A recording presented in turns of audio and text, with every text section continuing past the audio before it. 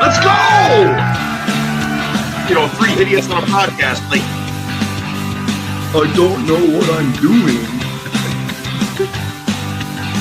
Runs sucks. We don't know if any of that's true, but oh, Jordan, don't give me this technically crap. Come on. Got personal this week. Lots of stuff happened. Chad Berger, Brian Dawson of USD. Yeah, you're wrong. You guys do it in a really professional manner, and it's awesome.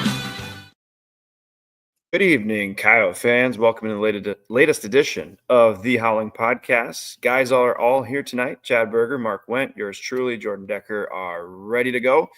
Friend of the show and head coach of USD men's basketball team, holder of the Gata belt, the new Gata belt. Coach Eric Peterson stops by in just a few moments. Ready or not, here comes college basketball season. So really looking forward to visiting with him again. We will recap the week that was in USD Coyote Athletics, as well as look ahead to the upcoming week. As always, we will close out the show with our eye chart of the week nominees. Some business first. Quick disclaimer: the opinions on this show are Chad, Mark, and mine. They do not represent USD Athletics. Social channels: you can find us on X, Facebook, YouTube. X, we're at Howl With Us 3. Myself at JD6OP5, Mark Wendt at WDiamond605, and Chad is at Chad Berger, BIRGER, at Chad Berger. On Facebook, just search The Howling Podcast. Please like and follow. For those joining on YouTube tonight, you're able to leave comments, questions for Coach Peterson, comments about Mark and Chad's questions. Do not at me during the show, but just search The Howling Podcast. And as always, smash that subscribe button. Now, before we get going, tonight's show once again brought to you by our friends at 19 Brewing Company in Vermilion. A quick word from Katie at 19 Brewing Company before we get going. Looking for a place where good beer meets better company? Welcome to 19 Brewing Company, Vermilion's first craft brewery and home to Coyote Legacy Blonde Ale. Brought to you by 2 USD alumni, Coyote Legacy isn't just any beer. It's a chance to give back to student scholarships while enjoying a refreshing blonde ale. With 12 rotating taps, a flavor-it-yourself seltzer, and homemade root beer, we have something for every Coyote fan. 19 Brewing Company. Good beer, better company.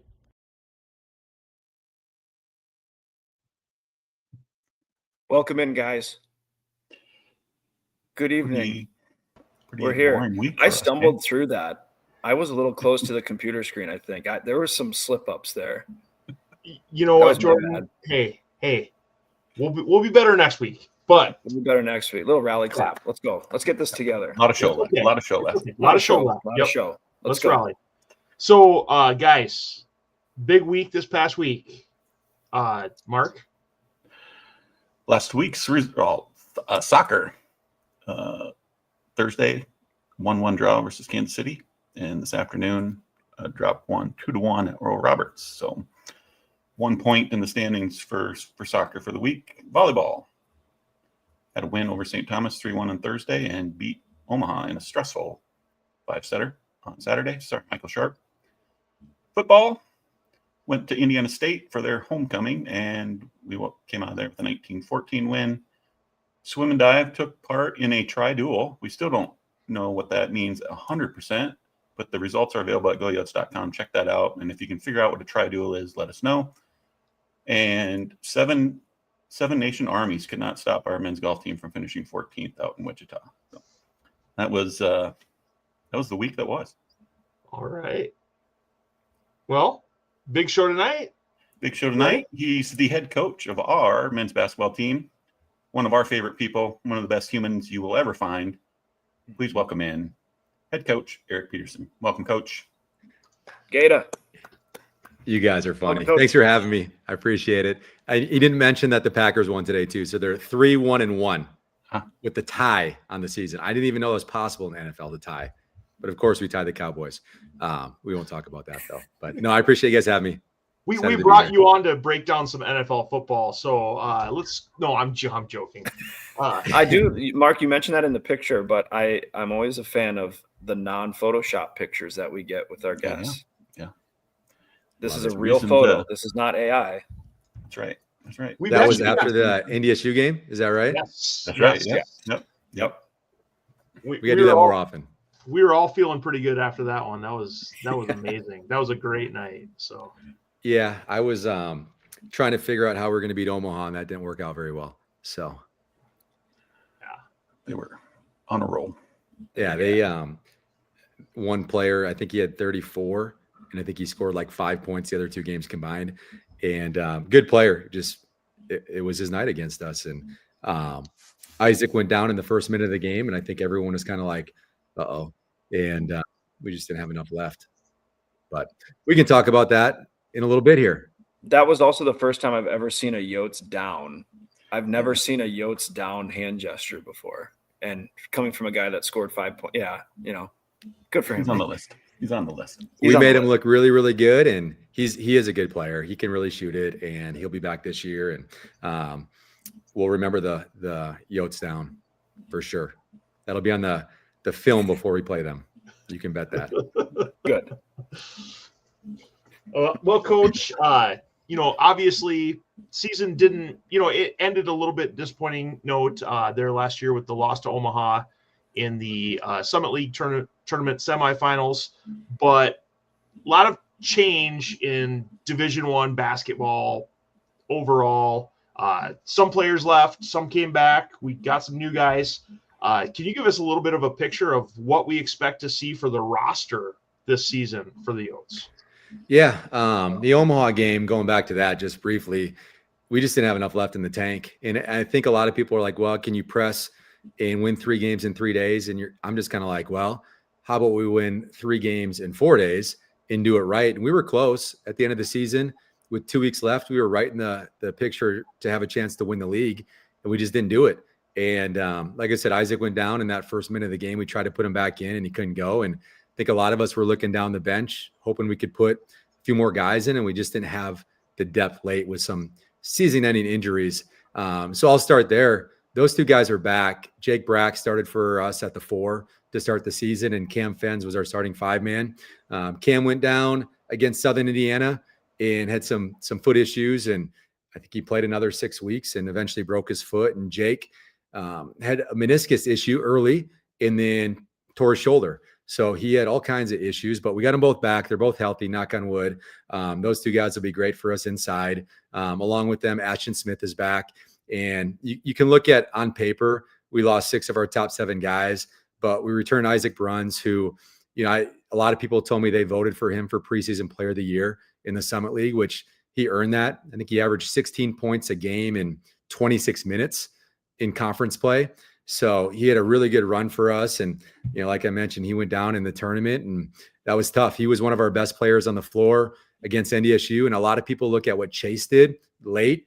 And I think Isaac did the most to get us in that position so Chase could do that. He had a great first half and just made a lot of tough guy plays for us. And we're really, really excited to get him back. Shea Eberwine is another one that we got back that, was our backup point guard that played some spot minutes, and he redshirted as a freshman. So we're really excited about him. And then 2 guys redshirted last year that were freshmen. They're now redshirt freshmen, and Porter Enan and then Evan Anderson. And Porter's come a long ways. He's getting better every single day. He does some elite things for us at practice. His offensive numbers are off the chart as far as like percentage wise, because he's so efficient and he doesn't take bad shots. He knows who he is. And then Evan, if you ask our staff like a word to describe Evan, they would say dog, because he is a dog. He just gets after people. Last year, we didn't know if it was like, can he do this all the time? But he was D'ing up Chase at practice. He was scoring on Chase at practice. And I tell people this a lot. If Evan didn't redshirt last year, he would have played for us in some capacity and helped our team win. And that was one guy you're kind of looking down at the bench, hoping you could put in the tournament, and we just couldn't do it. But thought he had a really good redshirt year. Both those guys did. And then we brought in 3 transfers and 3 freshmen on scholarship. And I love our freshmen. You'll see all 3 of those guys play a lot of minutes. A few might even start for us. And then our 3 transfers, we lost one already, Josiah Dotzler to an ACL. And then we have Jordan Crawford from Eastern Kentucky. And then Ethan Kaiser from South Alabama. And I know Mark loves Ethan because they call him what, Mark? You remember? Hair Jordan, right? Hair Jordan. So no, I really like the makeup of our team. Losing Josiah, it's going to make us a lot younger. We'll play 3 true freshmen and 2 redshirt freshmen, but we do have a good mix. I think that's really important too. If you look at our team last year, we had a lot of talent, but I thought we had too many guys that just wanted the ball all the time and wanted to score. And I don't think you can be as good as you want to be if that's the mindset of your team. You got to have some guys that want to do the dirty work and play defense and get rebounds and pass it to the open guy. And that's one thing we have to do a lot better. If you look at the stats, we're the number 1 team in the country in not turning the ball over, but our assist rate was really, really low. And I think you'll see us maybe turn the ball over a little bit more, but we'll try to share it a lot better, which I think will get better shots. It'll help us shoot better.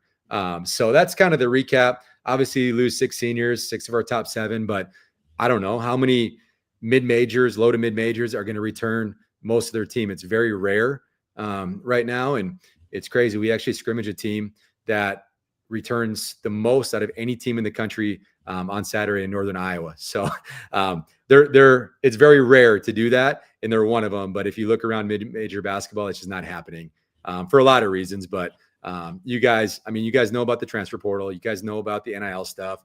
I think last year was kind of a freak year in that people were dumping their collectives at the highest level. So you have this pot of money from the collective, and then you have the institutional money that, the schools are paying now. And I think there was just a lot of guys that, got overpaid or a lot of money because of that. And it really hurt mid-major basketball as far as teams getting cleaned out. But I'm excited because this is the second year in a row that we've returned 8 players, which that's semi-rare. I guess Northern Iowa returning most of their guys, very rare. Returning half your team, I think, is a win. So we can chalk that up. We'll take it. I am going to ask you later about Ethan. I do have a couple questions about him, but I first wanted to ask you. I'm old enough to remember when you recruited a bunch of freshmen. You had them for 4 years, and that's how this time of year, when you're looking at who's going to be good, you just look, well, who has the most seniors? Who's played together the longest? Obviously, where we're at, we have to somehow accelerate that. Getting used to each other playing that. Is there a trick to make that happen faster than it used to take? Have a lot of NIL money? Is that what you're saying? No. Well, I mean, that's important to retain your players, to get guys to come back. I always feel like if you can retain your top guys and add the right pieces, get a chance to be really, really good. But it's not all about that. I think you'll see this year in mid-major basketball, there's just the gap is going to widen a little bit because of what happened with the collective deal and people ending their collective. And I guess I should explain people opting in. So they're opting into revenue sharing within the school versus having an outside collective where you pay them outside and now you pay them as part of the institution, right? They call it institutional NIL. So I think obviously that all helps, but the gap is going to be wide, and you're going to see some teams with a lot of money. We brought in 3 freshmen we really, really like, and sometimes you can get those freshmen for less money, right? Like it's not a proven transfer that has scored 17 points a game at whatever school. Even if it's a D2, those guys are getting paid a lot of money, but it's not all about money. I think, Mark, it's about finding the right fit for what you need for your team. I'm always big on trying to balance the classes a little bit too. We only have 2 seniors with Ash and Cam, but I think the rest of our classes are pretty balanced that way. But I give people this advice all the time, first-year coaches. It's not about, you get hired for a job and you're trying to teach people or show people, like, I know basketball. I can do this. I can do that. And honestly, like, you wouldn't get a job if you didn't know basketball. I think the most important piece is developing team chemistry and getting your guys to play well together. And the earlier you can do that in college basketball, the more success you're going to have early.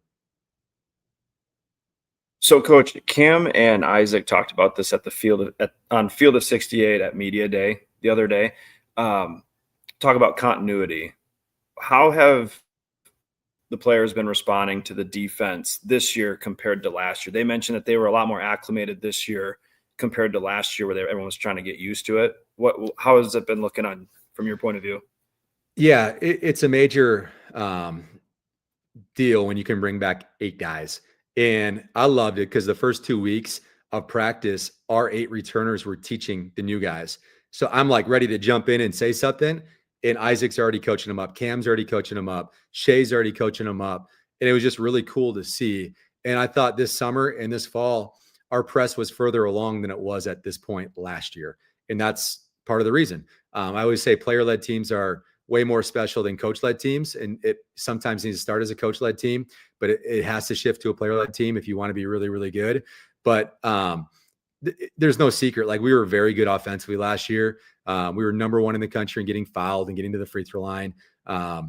We didn't turn the ball over, which I mentioned. We were number 2 in tempo, 3 in scoring offense because of our tempo. We were top 10 in the country in bench points. We were top 100 in steals, offensive rebounds, forcing turnovers. We did a really good job offensively. I think, the biggest change has been defensively, having Cam back, Ashton here for another year, Jake back, Shay, you got Isaac. I think we'll be a much better half-court defensive team. And it's one of those deals where you look at the numbers, and people that just stare at numbers don't fully understand how to get those numbers. And when you're looking at 2-point field goal percentage, I think the biggest thing you need at the back of your press is a big-time rim protector. So to have a 7-foot guy like Cam play all conference would have really helped us, obviously. But you guys know this. There were several games where we had Max Burchill playing our 5 spot, and he was kind of in the back of the press. And we won some of those games, but I think it's really hard consistently to do that without just an anchor back there and a big-time rim protector. And this year, I think we have 2 with Cam and Ash, and Jake's been very good back there too. So I think that should be the biggest difference that you guys see, is getting after it in the half court. And that was one of the things that we were missing last year. And even if we tweak the numbers a little bit, let's say we win 5 more games because we're defending better in the half court, and then maybe instead of finishing 2 and 3 your last 5 and having a chance to win the league, before that, maybe you finish 4 and 1 and you're a 2 seed and you get a bye, and now you truly have that chance with the press, even short guys. Yeah. Coach, schedule for this season, a lot of home games, but the ones that you're on the road, they're kind of your at Creighton, you got at Missouri, you're taking on Air Force out in Rapid City, at Wyoming. What are you trying to say, Chad? I'm just saying, like, we got a lot of tough games on the road, but there's a lot of home games. So, when you set your schedule, what types of things are you looking for when you're scheduling opponents? The most amount of home games that you can find is my answer. No, somebody asked me that at media day, and I've always been into scheduling. If you look at all the schedules in the Summit League, I don't think there's another schedule like ours as far as how many home games we have. I think we have 10 games in the state of South Dakota, 9 at home, 1 on the road in Rapid City. And then we have an exhibition game against Northern Arizona this Sunday, or next Sunday, not this Sunday, but next Sunday. So home games are really, really important. You have to look at your team too. I think that's the underrated piece. Like last year, I knew we were going to have a bunch of older guys, so we could start some of those home and homes on the road with like Utah Tech, Western Michigan, Southern Indiana. And I figured we'd have some newer guys and some younger guys this year. And the goal obviously is to have home games when you have those younger guys on your team. But yeah, those are tough road games. You look at the Big Sky Challenge. For whatever reason, the league loves to give us some of the best teams for the challenge. My first year, we got Eastern Washington and Montana after finishing 6th, and they were 1-2 in the league, and they were both very good. This year, we get Portland State and Northern Colorado. I think they're 2-3 in the league with Ken Palm that just came out. So we got 2 tough games at Northern Colorado, and then we go right to Wyoming and play at 7,700 feet. So yeah, those are tough games. And obviously the high major games, we're making money. That's the bottom line. We're trying to create revenue by playing at Creighton, Missouri, and then at Kansas State. Those are big money games for us. Air Force and Wyoming, you get a chance to play 2 Mountain West teams, 1 in your home state. I think that's an awesome deal. Right after Thanksgiving, we got Air Force, and there's a base in Rapid. So I think that will bring some Air Force fans too. But road games are really tough to win. They are. And I would say the only, I guess, like opponent we have on the road in non-conference is Northern Colorado. So that's a tremendous opportunity for us. But we know those other games are going to be really hard. But I learned from my mentor that there's a way to win every game. There is. And that's our goal. I mean, we go into every game preparing like we're going to win. And once the ball's tipped, then we figure out and see what happens. Coach, before we go to Mark here, I did go to spring break one year in Laramie, Wyoming, and played some pickup basketball out of there. So I might have some tips for you from, how to play in the elevation and everything. I can't tell if you're serious or not. Is he serious? I'm dead serious. I would pay was it a free trip? Do a Euro step. No, so yeah, it was. I did a lot of pump fakes back in the day, but it was one of those things where I had a buddy that was going to Wyoming, and they weren't on spring break. We were, and they had this was back in the day when. Do you remember when ESPN used to have Big Monday? Oh yeah, every Monday, and absolutely. So like Wyoming was hosting UNLV for the late game on Big Monday, and Marcus Banks was playing at UNLV back in those days, and it was like we had nothing else going on, so we're like, hey, let's road trip to Laramie in March, drive through a snowstorm to get there, and so yeah, that was kind of fun. But hopefully you have a little bit less eventful trip than I did to Laramie. We'll see. We don't want to see you play basketball right now, and I'm sure you're really good. But you know what Gata means for the old guys like us?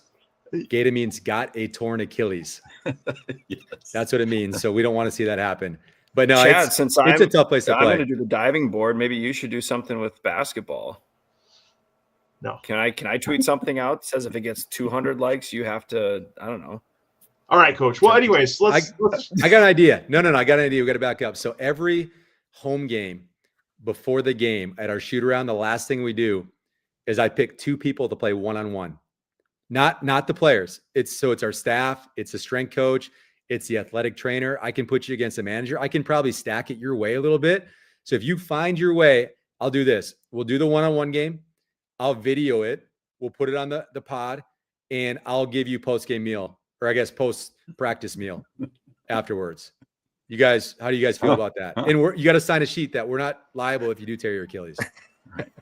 Right. We'll have to work out the details here with our agent. I think Jaron Duffy needs to get us in a like musical chairs or the free throw 3-pointer half court shot first before Chad goes into a full game mode here. I'll put in a good word. I can appreciate you. Well, Chad, you're talking about a road trip. Like I'm trying to figure out why we're not going to Rapid City. So that's Mark, put that down on your calendar. And then, Coach, I wanted to ask you about the exhibition, Northern Arizona here in a couple of weeks. It seems like there's a unique opportunity there for some fundraising, or I saw something about the money raised there. It's going to help you guys out somehow, or can you talk about that? No, I brought that to our administration. Another school I had worked at did that this fall and released it. And I'm like, that's a great idea. And honestly, like revenue is revenue and you can share it however you want. But to me, it's a deal where, some people are capable of giving a lot of money and donating that. Some people are not. And what I think everybody needs to understand is it doesn't matter to us. Like you support us in any way possible. That means a ton and it can really help us. So, you have 1,000 people paying $10 a ticket. That's a huge deal to help us retain players and grow our program. So part of the reason why we did that, we could have made it free. We could have charged a smaller amount, but I thought it was a great opportunity for everybody to just, feel like they're part of it and to truly build this and win at the highest level. Everybody should feel like they're part of it. I always tell our players, I tell our staff, it's not my team. This is our team. We're all in this together. And by showing your support and coming to that game will mean the world to our players. And then we're going to figure out like who's really supportive of this. And you have to say this, but like, it's not changing. College basketball is not changing. This is the new way. It's a new era. And the way we make it as a program is by everybody's support, whether you can donate $10 or some people donating $100,000. But to me, like every donation is huge for our program, and our players really understand how much it means, or would mean to see everybody at that game as well. So I hope you guys are there. I hope you have the Gator flag rolling and bring a couple friends. send it to 10 people, email it out, whatever we have to do. Let's get that thing full, and let's keep building this thing. We're in. Coach, I don't care if it's a preseason poll or if it's a poll during the year, if it's something someone says.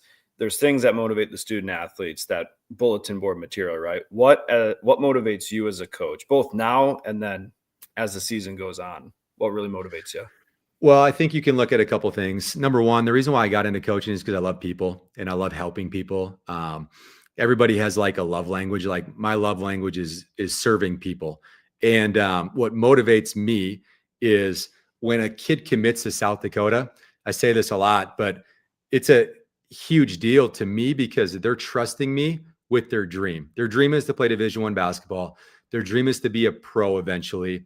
And they're trusting me with that dream to help them develop, to get a degree, right? To teach them leadership, how to lead and how to be part of a team. There's a lot of things that go into it, but that's number one for me. I mean, I love being around people. I love relationships. And, I'm getting a little choked up thinking about this right now, but after the game against Omaha, I was mad that we lost the way we did. Like, don't get me wrong, but it hit me that like I didn't get to spend more time with some of those guys. And that's one of the negative things about the portal is that you just don't have enough time to coach them. And I wish I had Chase for another year. I wish I had Dre for all those guys. I wish I had them for another year. But it's another blessing too, because then you get new guys that you get to build a relationship with and go to their wedding someday or get to see, their first kid being born. And like people matter to me.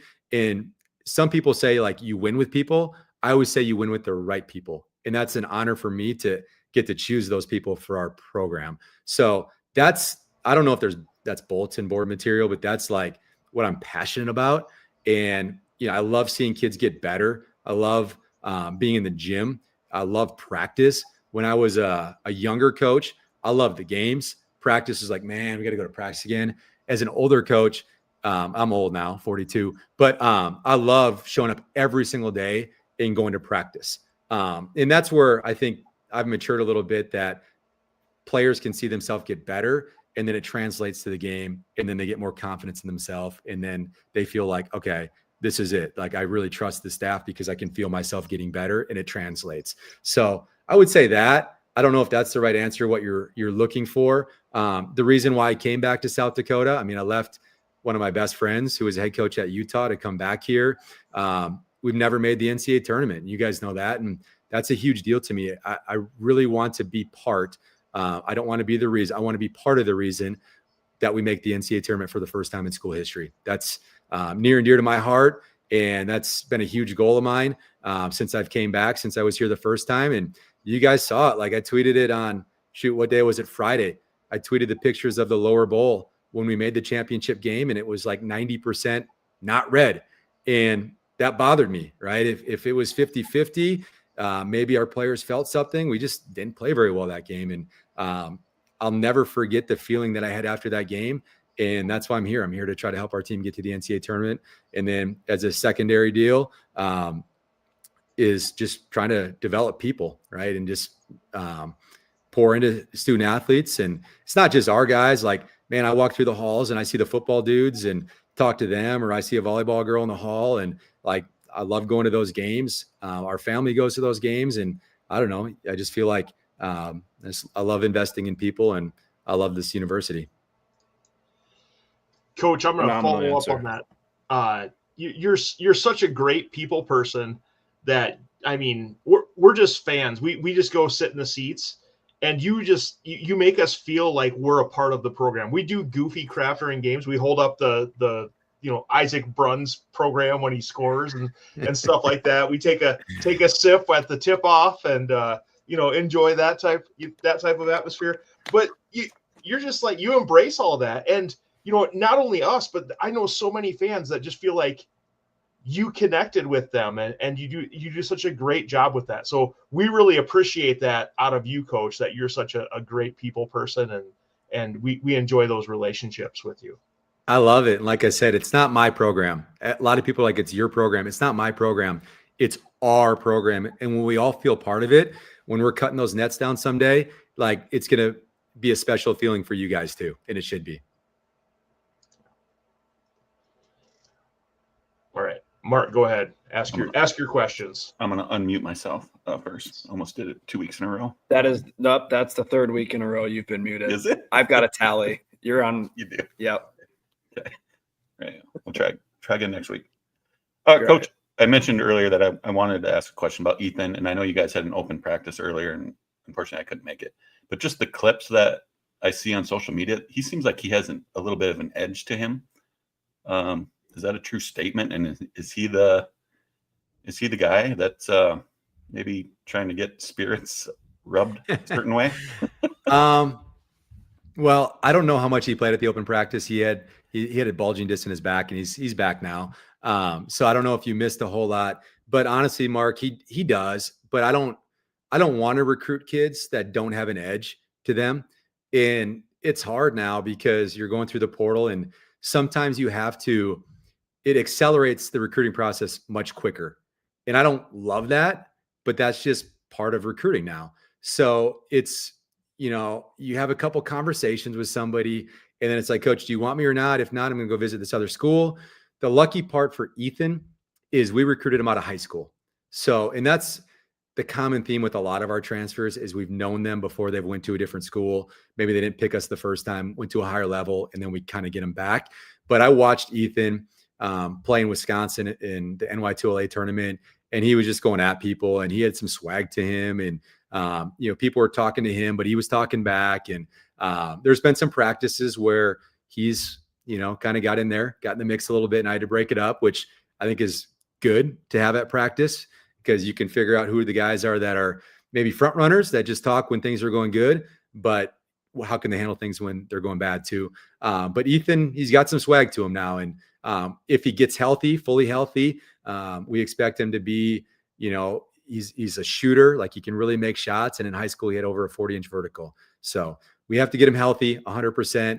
And he's making some progress coming back, and he should play a little bit this weekend.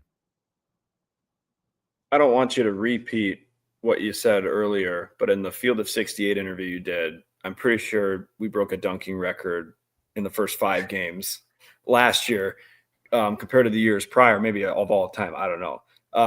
But I can't emphasize this enough for Coyote fans that are going to watch this, listen to this. This team is going to be explosive on both ends of the floor. So you talk a little bit about defense. Offensively, are we going to break the dunk record again? Well, I think we got a legit shot here to break that dunk record. We don't quite have Dre. Dre is one of the best athletes I've ever coached pound for pound. We will miss Dre on that end because he did some stuff that I haven't seen anybody do in a Coyote uniform. But I think across the board, we're more athletic. Shea showing the ability to get to the rim and punch it on somebody. We have Cam and Ash back. You didn't see Jake much last year. Jake, same thing. You got Ethan. Jordan kind of has that freakish type that Dre has, not quite, but I would say the piece that is going to be different is our speed. And before Josiah got hurt, you guys remember Trey Dickerson? He was our point guard when we won the league. Trey was the fastest kid I've ever coached at any level, and I coached him in junior college. I was putting Josiah, who's now out, Jordan Crawford, and Uzziah up there for the 3 fastest kids I've ever coached, and they were all on the same team. So I think the speed thing will help us maybe get more dunks, but also help us fix our press a lot quicker too. And that was kind of the struggle late, is we would get beat, go for a steal, and then we didn't have rim protection on the backside, and we weren't as fast getting back into the play, which that'll help get us back in the play. But I think our speed will help us in the open floor, maybe get a few more dunks that we couldn't get last year. And we have just more athletic guys across the board. Sounds like high risk, high reward. Yes, but there'll be some changes with our press. Every year you look at, I said this last year on the podcast, you look at what you're bad at and how you can make that better. And we were like one of the worst teams in the country in turning the ball over. We went from bottom 5 to number 1 and not turning it over. We played our bench a lot more. Our offensive rebounds were significant. Like, we just found ways to create more possessions within the game, which I told you guys, we lost, I think, 8 games that year by like less than, or maybe like 3.3 points if you do it on average. And if we had more possessions, we would have won those games. and then we flipped it and we created more possessions.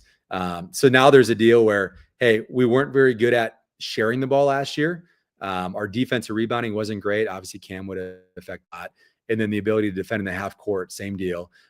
So how do we fix those things? Well, by getting back quicker, I think is a start. And then, I think the sharing the ball piece, we just have more players on our team that, just want to share it more, and maybe just a slightly higher IQ than we had last year, where they're just trying to pass it to the open guy. But yeah, we're gonna change some things with our press. I'm probably not going to tell you guys on the podcast here what we're changing, but there's going to be a way too where we can play some guys more minutes too, because we need to.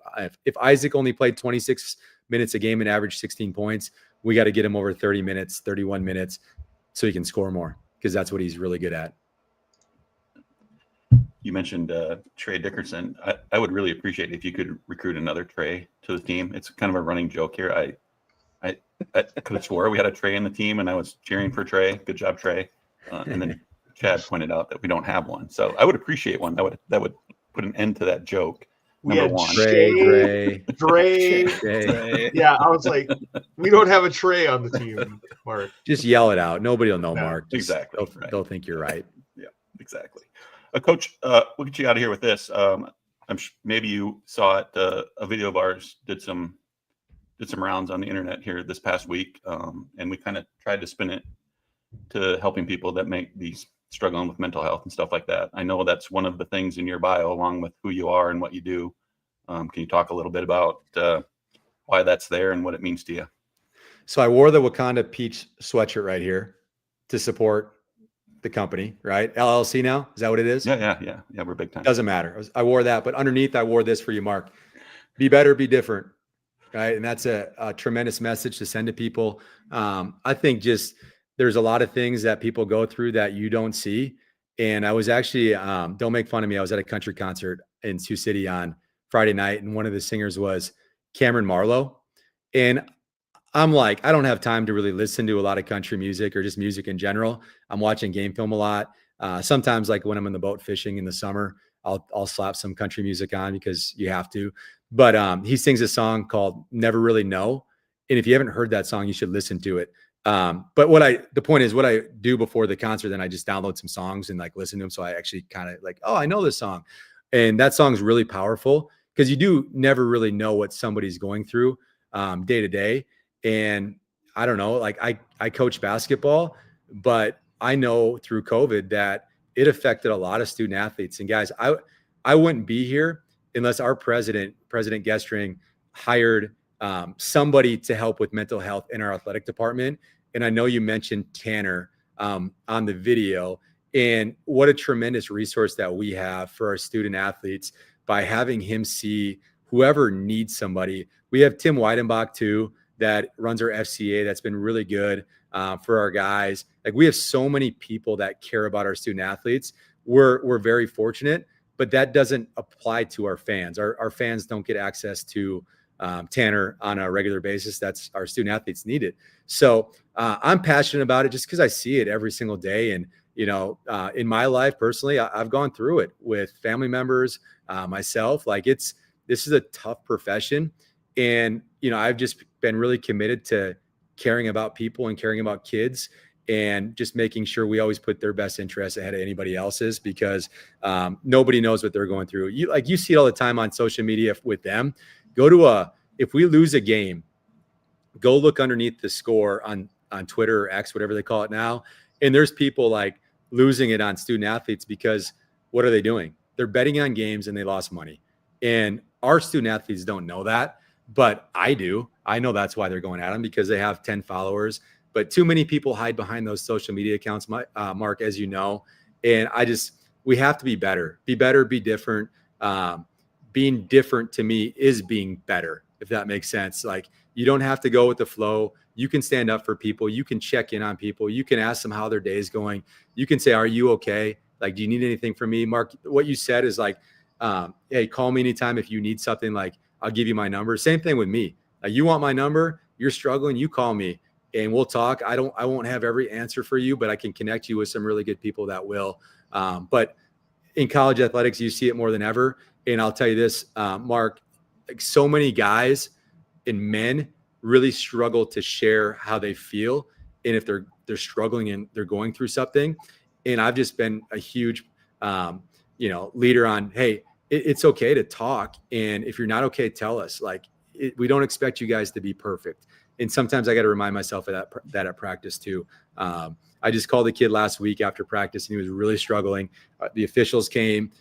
He turned the ball over too much. He had too many fouls. He didn't play very well, and he left practice. And I'm like, man, I got to call him and check on him because I don't know how I feel about him. He was not doing great after practice. But as men, we don't share our feelings enough. And I would just encourage everybody, talk to people, check in with people, because it's one of the most important things that you can do. Well said. Well said. I'm passionate about it, Mark. That was a long answer to a short question, but loved it. Loved it. Yeah. Yeah. We got a comment here. You mentioned Tim. Oh, that's awesome. Tim's A+, man. Yep. You won't ever Absolutely. meet a better person than Coach Pete. Great coach, great dad, great husband, great friend. So love that dude. Yep. And he's in it for the kids too. Like that's, I love what we have going here because it's our team. It's not my team. It's our team. And everybody cares so much about our student athletes. And listen, nobody's perfect. Everybody makes mistakes, but we're all in this thing together. And if somebody does make a mistake, we got everybody here to help them and get them back on track. And that's why I love this place. Awesome. Thanks, Coach. Yep, we love it too, and thanks so much for joining us tonight, Coach. We could probably sit here and talk for another 40 minutes or so, but you probably have some film to watch or something. I had like a ton of notes that I was gonna like share with. No, I'm kidding. I was winging the whole thing, but no, there's always film to watch. That's the biggest thing during the season. Like I just told you guys I don't listen to music. I put shows on in the background just like for the sound, but I actually never really watch TV unless my kids are putting something on. But there's always film to watch. But always, like I just said, don't be afraid to check in on people and take 5 minutes to text a few people and just check in, because I think that's a huge, huge deal, and not enough people do it. Absolutely. Yep. Amen. All right. Thanks, Coach. Awesome. Appreciate your Thank time you. tonight. Thank you, guys. Go Yotes. Go Yotes. Love it. All right. The Wakanda Peach Company, LLC. Oh, That guy's awesome. That guy's awesome. He's amazing. Yep. The We're best. lucky. All right. We're still batting 1,000 here, guys. Every guest we have on the show, amazing. Undefeated. Every time. He's one visit away from the Three Timers Club. Right? Yep. Yeah, and we'll try to get that. We try to make that happen here sometime. We'll have to get his this jacket school year. measurements for the Three Timers Club. Yep. Absolutely. All right. Well, we got a lot of show to cover yet, so let's go to news and notes. Mark. News and notes. I'm going to skip that first one for now. Chad and I did not receive any awards, veteran or professor of the game, relatively. I think we had one shot. That would be at the St. Thomas volleyball game. Didn't happen. A punter. We have a great punter. We have great kickers on our football team. Punter Tyler Ebel, named FCS Punter of the Year watch list. I have him winning it. Yote triathlete Chelsea Weber is to represent the USA in the under-23 World Championship. Just one of 5 Americans, so congrats to her. The triathlon coach/athlete is on our list of wants here before the season ends. So she competes this week, October 16th. So looking forward to that. And then back to bullet point number 1. Obviously, we just talked about with Coach. That video received over 133,000 views when I looked this morning. Just unbelievable outpouring of support and love, and I know you guys got some of this too, but some of the DMs were just blew me away. Where people were talking with their kids about online bullying and behaving online and how to handle someone if they're out of line. Several others DM me, and they had talks with their children about mental health and suicide prevention. Obviously, Dakota News Now chatted with me, and I had a couple other opportunities with Calling All Sports and a couple other podcast invites that are still out there. But just really remarkable. People ask me now, how are my kids doing? I picked them up on Saturday, and the first thing Naomi said to me was, "Dad, did you see us on the news?" And I was like, "You were on the news?" She goes like, "Yeah, me and Caitlin were both on the news." And I said, "Well, I was on the news too." And she said, "Oh yeah, you were." So they're doing fine. And I just want to take a moment. Thank you guys. You let me talk a lot in that video. I know every one of us has a story that could have made just as much impact as mine did. I just happened to be at the right place, right time, and had a microphone in my face. So I really appreciate you guys letting me do that. And I'm really glad that it's opened up this conversation about mental health and just being a decent human online. So I appreciate you guys. Thanks, Mark. Love you, man. Love you, buddy. Yeah. Love you. It was a great week for spreading awareness of it too. Yeah. You did good on TV. You looked good on TV. Yeah, we did all right.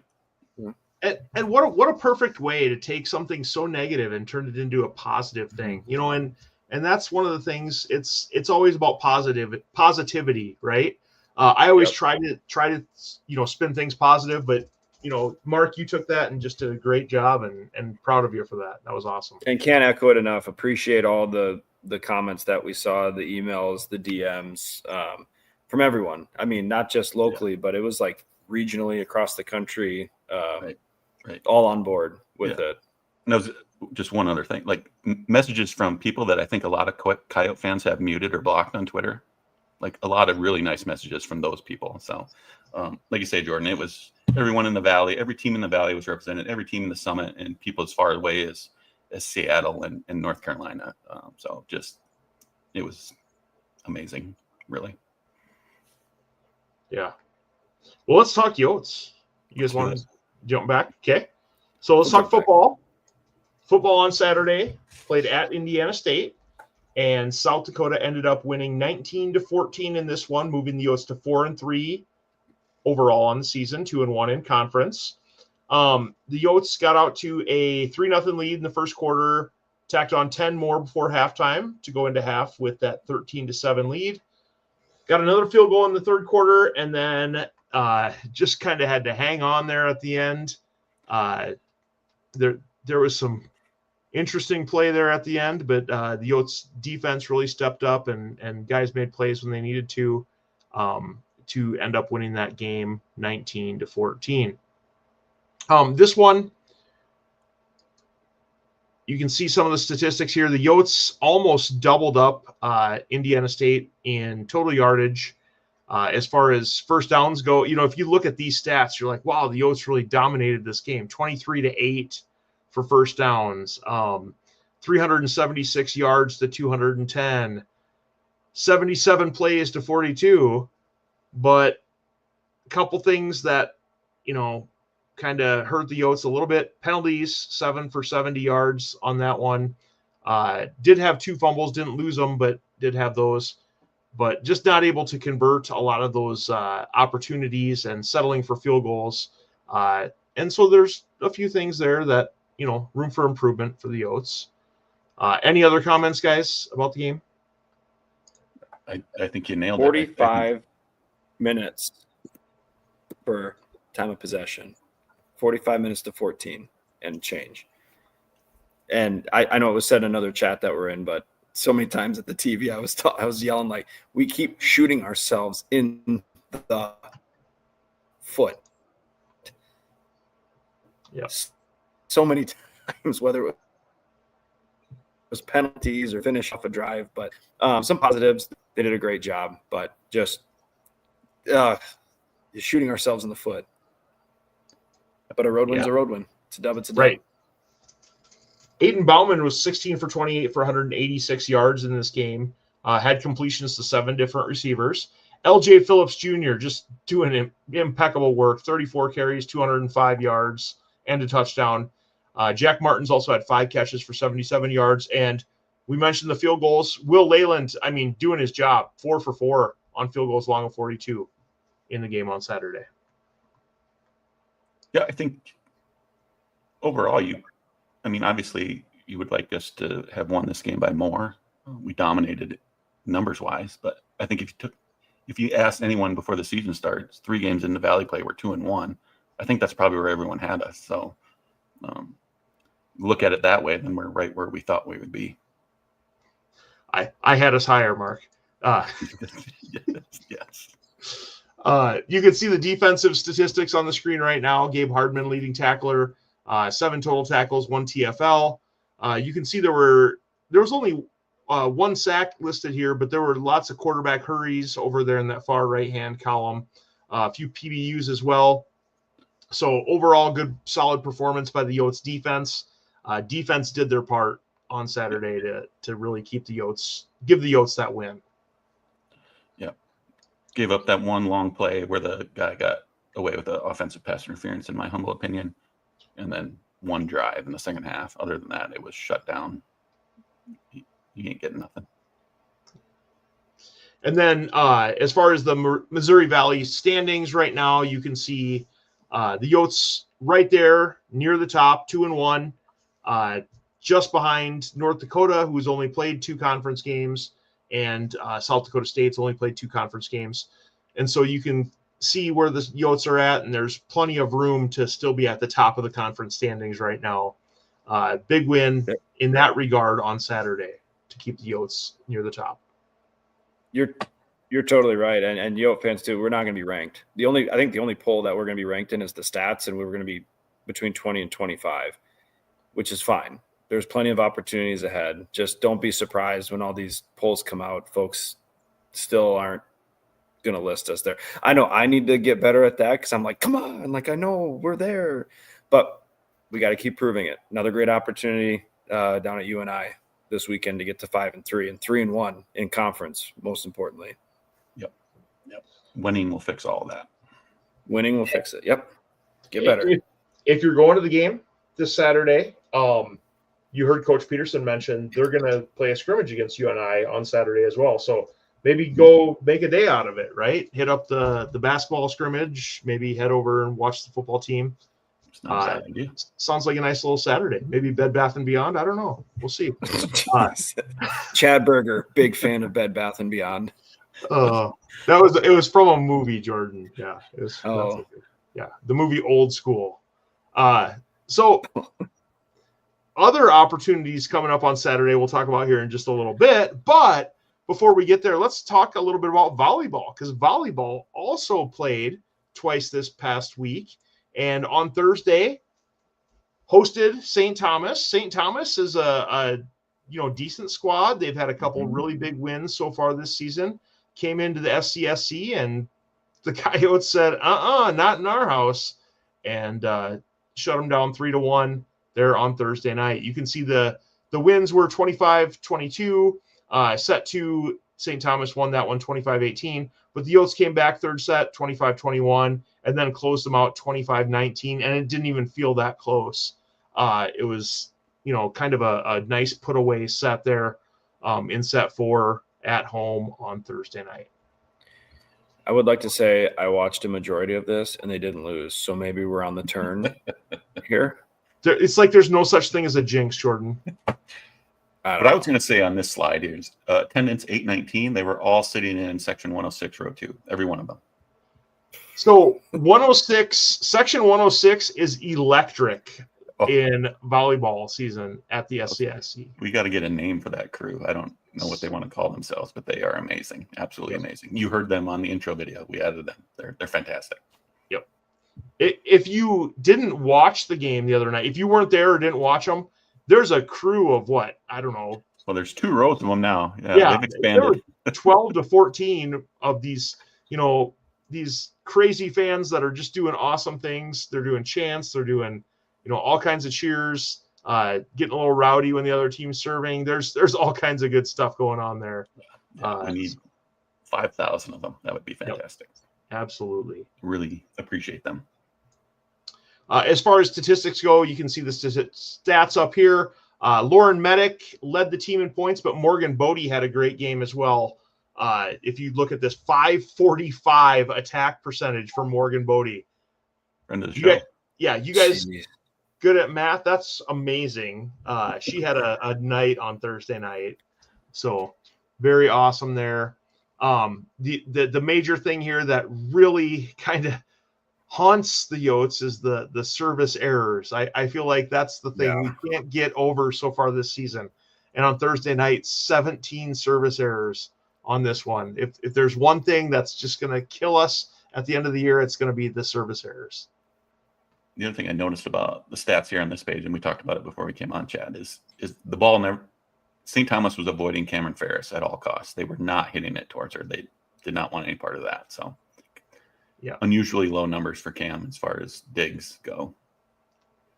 Yeah, usually and they still took the L. Correct. Yep. Yeah, it didn't work out. Right. Bold strategy, Cotton. All right. So then on Saturday, Yotes go down to Omaha. Oh, sorry. There's one more slide here of stats. I'm going to skip through this because we're running out of time. Saturday, the Yotes go down to Omaha. And The house that Michael Sharp built. Yep. Baxter Arena. Okay. In front of 1,200 fans. And Seems win inflated. 3-2 on Saturday. This one moved the Yotes to 11-6 overall and 3-2 in the Summit League. So, we're off to a slow start in Summit action, but after this one, getting back to where we should be. This one, dropped the first set 25-21, but then came back and won sets 2 and 3, 25-20 and 25-23. Ended up losing set 4, 25-23, but then in the fifth set, took that one 15-9 on Saturday. It's a great match, start to finish. Set 4 gave me a. Yeah, that was yeah. This one, Lauren Medic, 25 points, guys. 291 overall attack percentage, but look at the attack numbers on there, 55 attacks. I mean, Lauren Medic was doing some work down in Omaha and getting the job done. 58 assists. Look at Avery's Avery, assist. yeah. My goodness. Yeah. 58, 16. Was that 16 or 18 digs? 6 kills. Yeah, she was. They played well. Yeah. Nice little Saturday. Anytime you can win at Omaha in volleyball as well, that's a big win. You can see some of the percentages and things that were on here as far as, the Yotes comparing versus Omaha. But overall in the Summit League now, the Yotes we mentioned are up to 3-2 in league, which puts them just behind Denver, which is 4-2. And then you got South Dakota State and North Dakota State up at the top of the standings. But we haven't played either of those teams yet. So I feel like the schedule's kind of working out here where some of these teams are going to start playing. Some of the good teams are going to start playing the other good teams, and then we'll see what happens. Yep. So any final words here on volleyball, guys? Great week. Keep it up. 2-0 is always a great week for volleyball. Mm-hmm. All right, soccer. This one also on Thursday night. I had the dual screen thing going on. I had soccer on one screen. I had volleyball on the other one. This one, I know we talked with Brooke a couple weeks ago. This one I'd probably say is not a good tie. This was maybe like a disappointing tie. What do you think, Mark? Yeah, I didn't get a chance to watch a lot of this, but just looking at the way Kansas City scored that goal on a penalty kick, I just feel like that's probably not the way you want to end up drawing with somebody by giving them a layup, basically. So I agree with you. It's probably in the disappointing column. Yeah. And so the Yotes get a point in the standings for their 1 point on the field. And so there were also the foul call. I mean, like just asking the question. Yeah. Yeah. It's hard to tell on and I'm glad there's a feed, but all the players are a quarter inch tall. It's kind of hard to see what's going on down there. So yeah.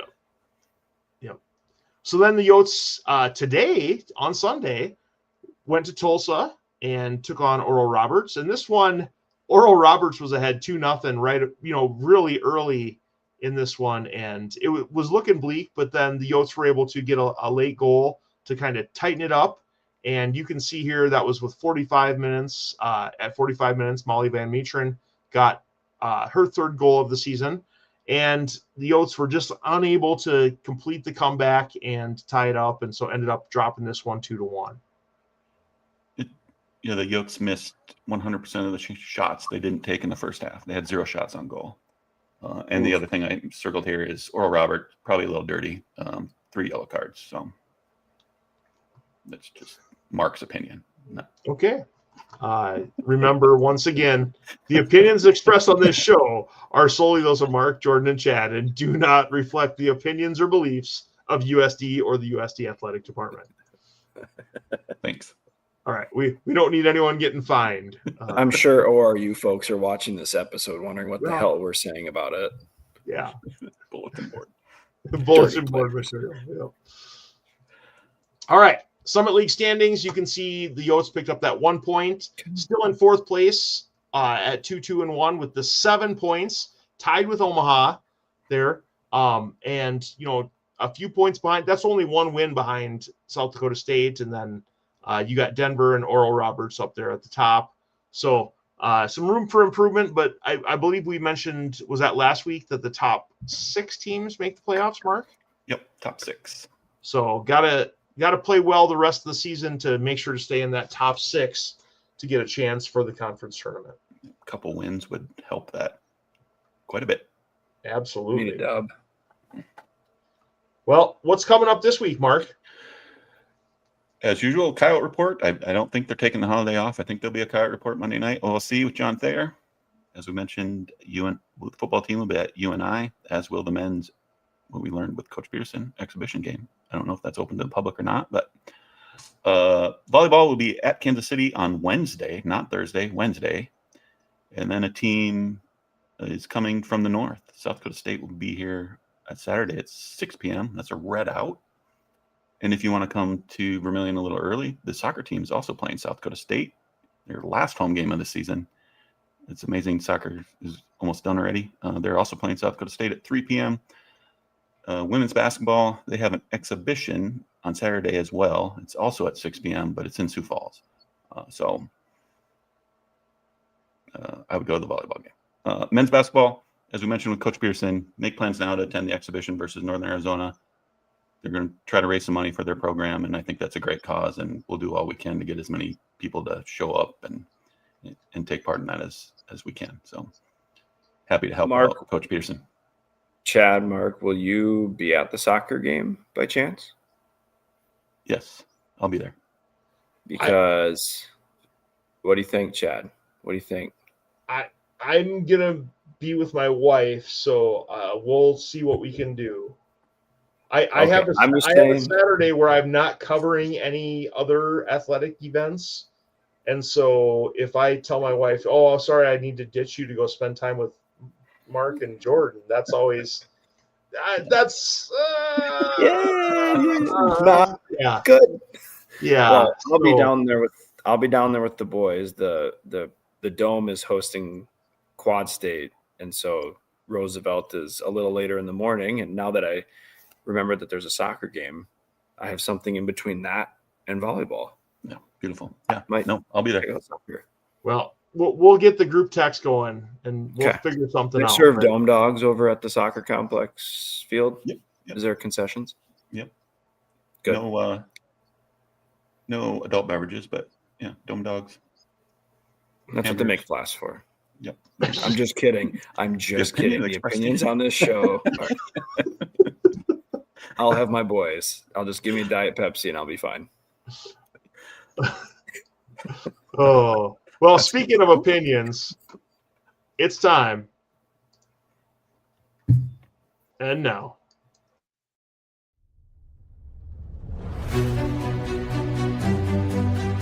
And that's just what they wanted to do there. And all things considered, again, as you see the iChart cardboard cutout, how appropriate.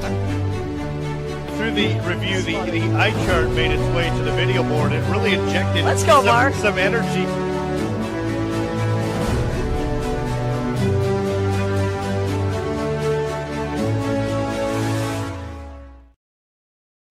Our own Mark Wendt is famous for holding up that eye chart at basketball games when officials make questionable calls. We go ahead and give our eye chart of the week to anyone who, whether they make it a questionable call at a game or just in life during the week. And normally at this point, we show our results from last week. But last week we had a joint nominee, and that video, we talked about it earlier, Great job, Mark, given that eye chart of the week, but that person won. There was no poll even. So that was the winner. So Mark, you got to go first. So as I mentioned, I was at the volleyball game, St. Thomas volleyball game on Thursday, and we'll figure out the name of this group of awesome fans on the other end of 106, row 2. I went to use the facilities at one point, and I came back, and Charlie Coyote was standing where I was sitting. As he realized I was waiting for him to move, he knocked over my Coors Light. And I tried to tell him that he had just knocked over my Coors Light, but suddenly not only could Charlie not talk, he couldn't see or hear, and just made his way. I have the evidence. Oh, I have to hold. I don't know how to do it. There you go. That's the aftermath of my Coors Light. So he's the best mascot in the nation. I love you, Charlie, but for this week, you get my eye chart of the week. You owe me $8. Oh my God! Please let me get on video Charlie Coyote delivering you a beer. I don't know if that could happen. I'm not sure, but he's got big mitts. He can sneak one down to you. Oh my! All right, Jordan, are you ready to go next? Yeah, sure. All right. So there were a lot to choose from this week. I could have gone with the obvious officials that could have been during the Georgia-Auburn game, the first half of the Notre Dame NC State game, but instead I'm going to go with one that's pretty rampant here in Sioux Falls, and that is distracted driving. Multiple times this weekend, I saw and listen, I'm not naive. We all text at a stoplight. We've all answered a text. We've all answered a phone call, been on a quick look at the phone. But I literally multiple times would see people driving on 41st Street away from the Empire Mall, so west, and they literally have their arms over their steering wheel and they're like this, driving, texting. You can see the screen. And they are veering in and out of the lane. And it drives me bonkers. So that I saw a lady with a little, I think it's a Shih Tzu that was on her lap, like jumping onto the dashboard, which caused her not to go on a green light at 5 o'clock rush hour. Dogs do not belong on your lap when you're driving. They don't. No, stop it. Please stop putting dogs on your lap while you drive. Distracted drivers get my eye chart of the week nominee. Wow, you went full Scott Hoy on that one. All right. I did. Shout out Scott Hoy. Yeah. Shout out. If you don't know what we're talking about there, I don't know what you don't need to. Yeah. You don't need to. Yeah.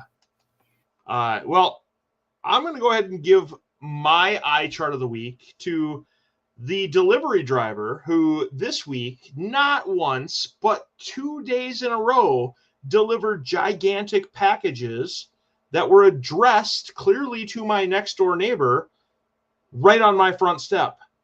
We're talking boxes that are 6 feet long, about a foot wide, and weighed well over 50 pounds.